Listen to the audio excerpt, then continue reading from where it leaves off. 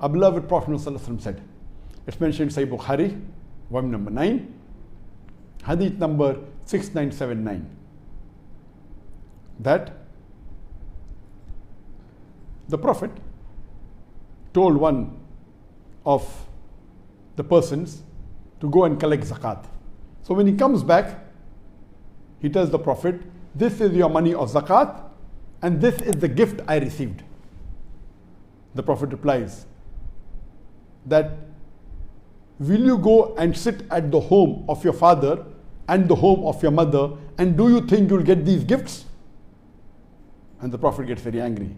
And immediately when he's addressing the people, he tells, O my people, I had appointed one of you to do an important task for me which Allah had entrusted on me, referring to collection of zakat. That person comes and gives me and says, this is the zakat money which is for you and this is the gift I received. I told him that, will you go and sit at the house of your father and the house of your mother, and do you think you'll get these gifts? Then the Prophet says that, O people, fear that you do not take a single unlawful thing. Otherwise, you will carry with you, you will carry with it, or else you will carry with you on the day of judgment. The Prophet said, do not take any single thing unlawful. Otherwise, you will carry that thing with you on the day of judgment to Allah. And the Prophet said, I do not want any of you to be seen carrying a camel which is gruntling, or a cow which is mooing, or a sheep which is bleating. That means the Prophet has prohibited anyone from taking anything extra and unlawful. It's further mentioned in the hadith of Sunan Abu Dawud, volume number 3, hadith number 2943, that the Prophet said that the person who we employ for administrative work, and when we give him provision, if he takes anything besides that, it is gulul, meaning embezzlement, meaning fraud, meaning bribery. It's further mentioned in the hadith of Sunan Abu Dawud, volume number 3, hadith number 2945, that the Prophet said that if we employ anyone for administrative work, and if he comes with his wife, if he doesn't have a servant, he may have a servant. If he doesn't have a dwelling, he may have a dwelling. And Abu Bakr radiallahu anhu, he continues that the Prophet said that anything above this is treachery and theft. It's further mentioned in Musnad Ahmad, hadith number 23601, that the beloved Prophet said that anything received by an employee of the government, it is ghulul, embezzlement, it is treachery. From all these hadiths we come to know that any employee of the government or provided by the government, or as for that matter any company, besides the salary what he gets and besides the perk what he gets, anything else he received from anyone outside, it is equal to bribery, it is equal to gulul, it is equal to embezzlement.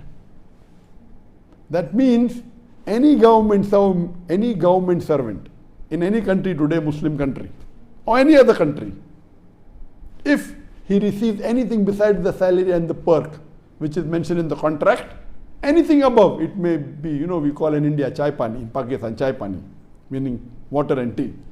Some people say sweets.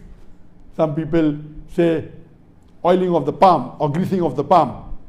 Some people say under the table. All these things, gifts, any gift, direct or indirect, besides the salary and the perks that has been given officially in the contract, anything above that is bribery. So as far as the first question is concerned, asked by the brother in Nigeria, if you are a police officer or working any post of the government, besides your salary and the perks that is given by the government, anything else is counted as bribery. As for matter of fact, if a person is working on a high post or any post in a private company as a manager of the post, he's getting his salary, he's getting his perks, He's getting his allowance. Above that, if any of the clients give him any gift, a watch or anything else, this is counted as bribery according to the beloved Prophet Muhammad. It is counted as gulul, embezzlement. Regarding the second question, a similar question that is asked by Anonymous India, that if anyone accepts bribe for some year and he repents and makes tawbah, how can he refund or compensate as he's collected money from too many people by doing this fraud? And as you know that bribery is the 32nd major sin in the book of Al-Kabair by Imam al-Dhahabi.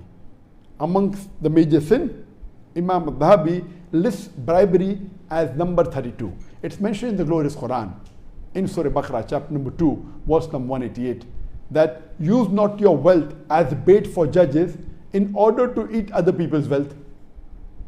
It's mentioned in Jami' Tirmidhi, hadith number 1337, that the beloved Prophet Muhammad said that anyone who gives bribe or anyone who takes bribe, Allah's Messenger has cursed them. So bribing is a major sin. If someone now wants to repent and do tawbah, what can he do? For doing tawbah, there are 5 requirements. Number 1, he should agree what he's doing is wrong. Number 2, he should stop it immediately. Number 3, he should repent and ask for forgiveness. Number 4, he should not do it again. And number 5, if possible, he should undo it. For example, if you have taken bribery from many people, if you can remember the amount or the name of the people or the person, and if you can give back, that's the best. If you do not remember, if you have taken too much, then follow the first 4 things at least, that agree it is wrong, stop it, ask for forgiveness, don't do it again, and what you can do is you can give charity. What you think you have collected in all these years, give that in charity to the poor people, ask for forgiveness, inshallah, Allah will forgive you.